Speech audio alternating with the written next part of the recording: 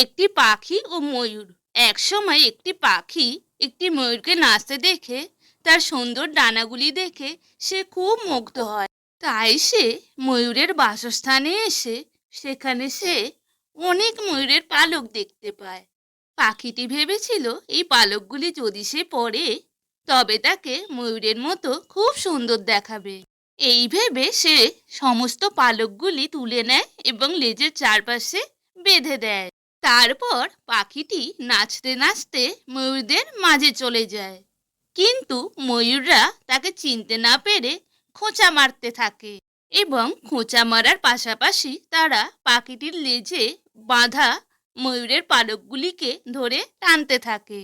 পাখিটির ভাইগুলি দূর থেকে বসে সেই দৃশ্য উপভোগ করতে থাকে।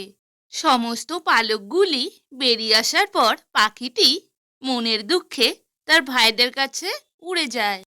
কিন্তু তার ভাইরা সবাই তার উপর রাগ করে বলে যে সুন্দর পাখি হতে গেলে সুন্দর পালক লাগে না।